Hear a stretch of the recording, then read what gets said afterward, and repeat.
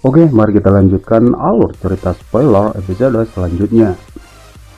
Setelah meninggalkan Burning Flame Valley, Xiaoyan langsung bergegas ke arah kota Tianhuang di mana tempat klan Liu berada.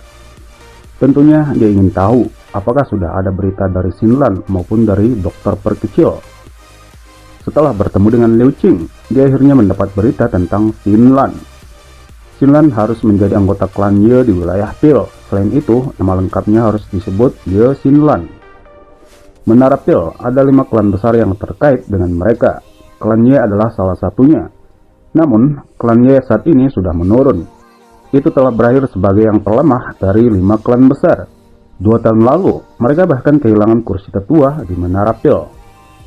Sementara berita dokter perkecil karena tubuh racun menyedihkannya itu sudah mengemparkan wilayah Pil. Banyak paksi-paksi kuat ingin menangkapnya, terutama lembah sungai es yang sangat tertarik dengan tubuh uniknya. Setelah mendapatkan berita ini, Xiaoyan kemudian bergegas ke wilayah Pil. Dalam perjalanan, dia sudah melihat poster dokter perkecil sedang dicari oleh lembah sungai es dan menawarkan hadiah yang menggiurkan. Dari sini, Xiaoyan juga mendapatkan berita lengkap dari dokter perkecil.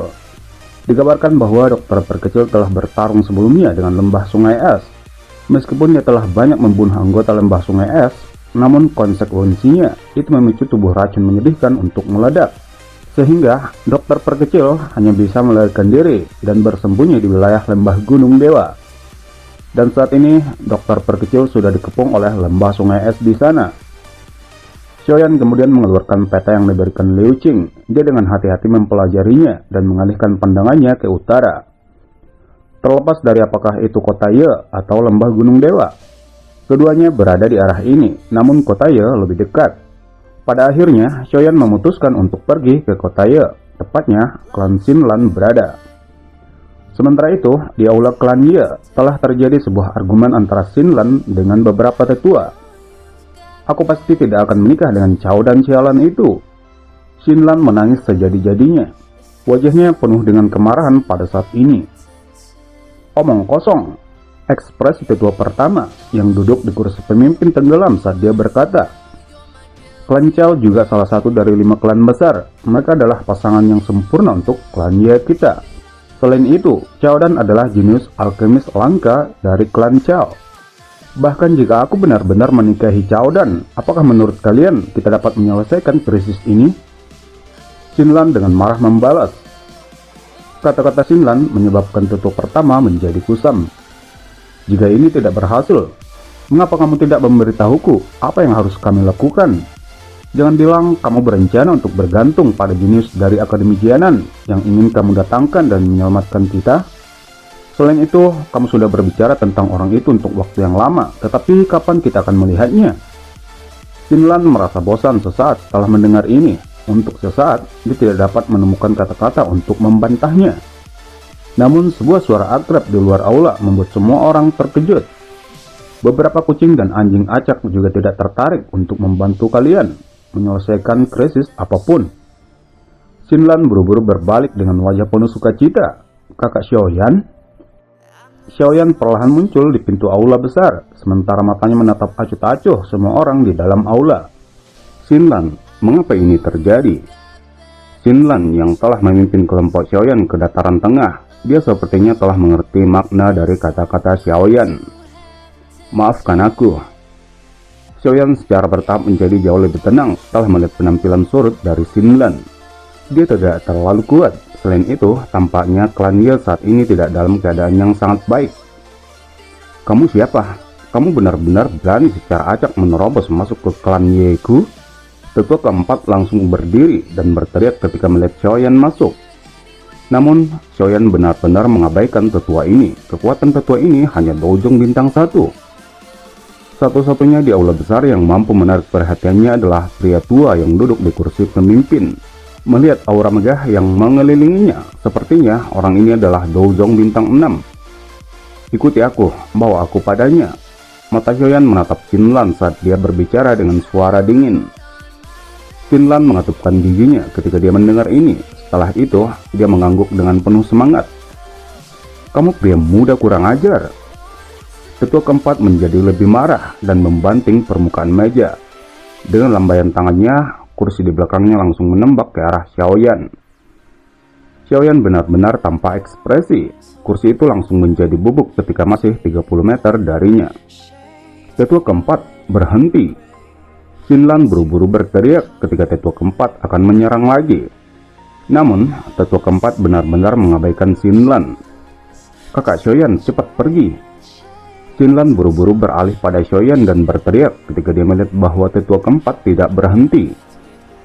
Xiaoyan juga mengabaikan teriakan Xinlan. Dia bahkan tidak bergerak sama sekali. Matanya hanya menatap tajam tetua keempat yang tinjunya dilapisi api warna hijau terkepal erat saat akan menghantamnya. Pang Xiaoyan mengangkat tangannya dengan lembut dan bertabrakan dengan tinju tetua keempat. Tubuhnya bahkan tidak bergerak ketika menerima pukulan tetua keempat. Malah api yang melapisi tinju tetua keempat langsung padam. Pang, sebuah kekuatan yang menakutkan melonjak keluar dari tangan Xiaoyan dan menghantam ke dalam tubuh tetua keempat. Wajah tetua keempat langsung memucat, tubuhnya langsung terbang mundur dan menabrak pilar besar di aula. Darah segar diludahkan di depan mata semua orang yang terkejut.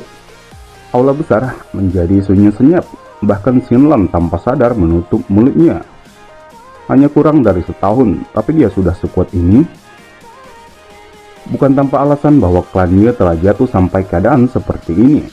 Xiaoyan perlahan menarik tangannya. Dia melirik tetua keempat yang jatuh ke tanah. Setelah itu, dia menggelengkan kepalanya dan mengalihkan pandangannya pada Xinlan.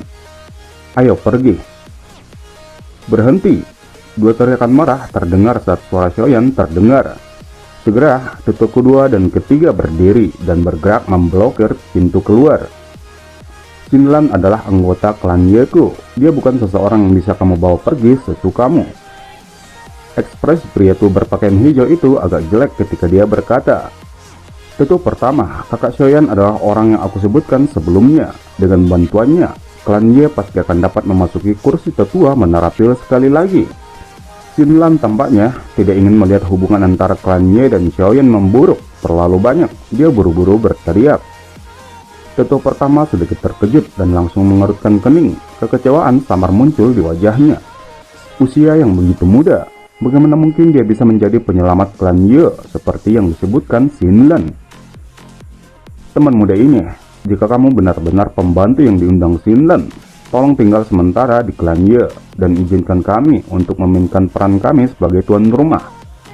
Senyum dingin muncul di wajah Xiaoyan. "Aku tidak tertarik membantu klan Ye-mu. Jika bukan karena Xinlan, aku bahkan tidak ingin datang ke tempat ini."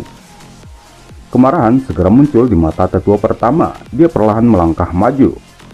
"Dalam hal ini, izinkan aku untuk mencoba dan melihat apakah kamu memiliki kemampuan dan kualifikasi untuk melakukannya." Ekspresi suram melintas di wajah Xiaoyan. Dia hanya mengkhawatirkan situasi dokter perkecil. Dia tidak punya waktu untuk memikirkan klan Ye. "Ikuti aku." Tatapan Xiaoyan beralih lagi pada Xinlan saat dia berbicara. Dia benar-benar mengabaikan dua tetua yang menghalangi pintu. Penghinaan. Kemarahan segera melonjak ke wajah dua tetua. Kedua tangan mereka yang mengandung kekuatan riak langsung meraih bahu Xiaoyan. Namun, sosok warna perak segera muncul dan bertabrakan dengan dua tangan tetua. Sebelum mereka bisa menarik kembali, tinju boneka iblis bumi langsung menghantam dada mereka. Bang, keduanya langsung terbang mundur keluar dari aula. Dua teguk darah segar segera keluar. Dan ini membuat bagian dalam aula menjadi sunyi. Ini yang terakhir. Lain kali, aku tidak akan menunjukkan belas kasihan apapun. Tubuh Xiaoyan membelakangi orang-orang klan Ye saat dia berkata. Hambatan yang berulang-ulang itu secara bertahap menghabiskan kesabarannya. Ekspresi muram melintas di mata tetua pertama. Matanya menyipit saat perlahan berbicara. "Ini boneka?" Xiaoyan tidak menjawab. Dia melambaikan lengan bajunya dan sekali lagi menyimpan boneka iblis bumi. "Bisakah aku membawa Xinlan bersamaku sekarang?" "Aku adalah Ye Zong, tetua pertama dari klan Ye. Apakah teman muda ini bernama Xiaoyan?" Kemuraman di wajah tetua pertama perlahan ditarik saat dia menangkupkan tangannya ke arah Xiaoyan. Xiaoyan mengangguk, tetapi tidak ingin tinggal lama. Dia mengangkat kakinya dan berjalan keluar dari aula. Xinlan di belakangnya ragu sejenak sebelum menoleh ke arah Ye Zong. Tentu pertama, aku akan kembali setelah kakak Xiaoyan menyelesaikan masalahnya. Kemudian, dia berburu mengikuti Xiaoyan. Setelah keluar dari aula klannya, Xiaoyan meraih lengan Xinlan membawanya terbang keluar kota. Sesaat kemudian, dia akhirnya berhenti di puncak gunung di luar kota. Kamu pasti mengetahui masalah tentang dokter perkecil kan? Xinlan sedikit mengangguk dan mulai bercerita. Setelah mereka keluar dari lubang cacing, butuh beberapa bulan untuk mereka tiba di wilayah Pil. Mereka baru saja tiba, namun Paxi tidak bermoral. Gerbang Yuxian mengarahkan pandangan mereka pada dokter perkecil karena kecantikannya. Dalam kemarahannya, dokter perkecil membunuh semua orang dari Paxi itu. Namun pemimpin gerbang Yuxian juga ahli Douzong. Meskipun dia akhirnya mati, dokter perkecil juga menderita beberapa luka dan mengakibatkan melemahnya segel pada tubuhnya. Akhirnya dia ditemukan oleh seseorang. Oleh karena itu, berita tentang tubuh racun menyedihkan menyebar dan banyak faksi menyerangnya. Lembah Sungai Es adalah yang paling aktif. Namun niat mereka bukan untuk menghancurkan tubuhnya, melainkan untuk mengoleksinya. Saat ini, dokter perkecil bersembunyi di lembah Gunung Dewa. Namun tempat itu sudah dikelilingi oleh lembah Sungai Es. Kakak Xiaoyan, apa yang kamu rencanakan sekarang? Apalagi yang bisa aku lakukan? Xiaoyan berdiri, matanya melihat ke udara. Dalam hal ini, aku akan memimpin jalan. Aku tahu bagaimana menemukan kakak dokter perkecil setelah kita memasuki lembah Gunung Dewa. Xinlan mengetupkan giginya saat dia berkata. Xiaoyan sedikit mengangguk, segera dia sepertinya mengingat sesuatu. Itu benar, di mana Jian? Apakah dia mengikuti di samping dokter perkecil? Xinlan segera tertawa pahit. Dia telah hilang tidak lama setelah kami tiba di wilayah Pil. Hilang? Ekspresi Xiaoyan langsung berubah. Dia tidak dapat digambarkan sebagai hilang. Dia meninggalkan pesan untuk kami bahwa dia tiba-tiba merasakan sesuatu, ingin pulang ke rumah. Kembali ke rumah? Xiaoyan dengan erat merajut alisnya. Semoga gadis itu baik-baik saja. Sekarang, kita hanya bisa menunggu sampai masalah dokter perkecil dan menemukannya. Xiaoyan menghela napas. Dia sekali lagi meraih Xinlan dan menggerakkan tubuhnya bergegas ke langit utara. Lembah Gunung Dewa tidak jauh dari kota Ye. Dengan kecepatan Xiaoyan, dia hanya menghabiskan waktu 1 hari sebelum mencapai daerah hidup ini meskipun membawa Xinlan. Setelah mendarat, mereka perlahan berjalan menuju pintu masuk lembah Gunung Dewa, berada di antara 2 batu hitam yang menjulang tinggi. Namun saat ini ada sejumlah sosok berpakaian putih yang hadir di sekitar pintu masuk. Jelas, mereka seharusnya adalah orang-orang yang tergabung dalam lembah Sungai Es. Namun Xiaoyan masuk tanpa rintangan di depan mata orang banyak dari lembah Sungai Es.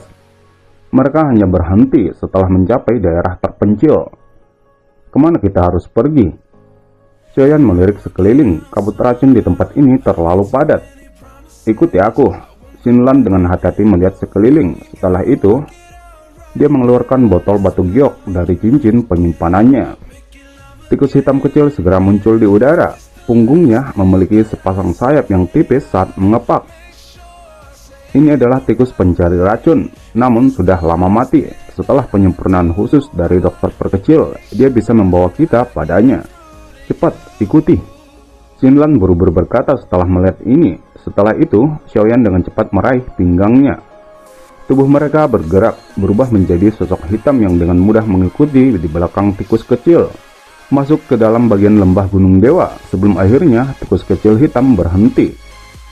Xiaoyan buru-buru mengambil tikus, memeluk Xinlan, dan melarikan diri ke belakang batu besar.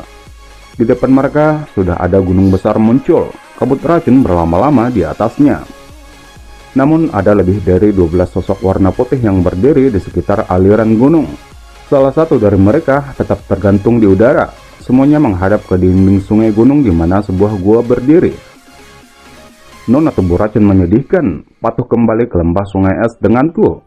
Kamu mungkin masih memiliki peluang untuk hidup jika kamu melakukannya. Ekspresi Xiaoyan berubah, matanya mengikuti suara lelaki tua itu dan melihat ke arah gua. Dia bisa melihat sosok warna putih berdiri dengan anggun di tempat itu. Mata ungunya dipenuhi dengan niat membunuh. Dokter perkecil? Hati Xiaoyan yang menegang perlahan-lahan menjadi tenang. Bagus kalau dia baik-baik saja. Detik berikutnya, mata Xiaoyan berhenti di tubuh pria tua yang bergantung di udara, Dozong bintang 6. Kemudian, matanya sekali lagi menyapu sebelum akhirnya berhenti di sebuah batu besar. Ada dua pria tua berpakaian putih berdiri di sana. Kekuatan mereka Dozong bintang 2. Kakak Xiaoyan, keduanya adalah tetua lembah sungai es, Bing He dan Bing Fu. Mereka berdua sangat kuat, hati-hati. Mata Xinlan juga menyapu saat dia berbicara. Nona tubuh racun menyedihkan, kamu tidak akan bisa melarikan diri. Pria tua yang bergantung di udara melirik acuh tak acuh pada dokter perkecil ke gua sebelum dia berbicara. Ikuti aku kembali ke lembah sungai es adalah satu-satunya kesempatanmu untuk bertahan hidup. Mata ungu dokter perkecil melirik lelaki tua dari pintu masuk gua. Sebuah ejekan muncul di wajahnya. Sebelum kekuatan hidupku membeku, aku akan menghancurkan tubuhku ini dan tidak akan meninggalkan apapun untuk lembah sungai esmu. Kilatan dingin langsung melintas di mata pria tua itu. Dia tidak ingin menunda-nunda lebih lama lagi. Aura dingin berangsur-angsur melonjak dari tubuhnya dan ruang di depannya sedikit berfluktuasi. Segera, aura dingin yang tersisa menjadi duri es yang padat tiba-tiba muncul di udara. Dengan lambaian tangannya, duri es di depannya yang tak terhitung jumlahnya menembak ke arah dokter perkecil di pintu masuk gua.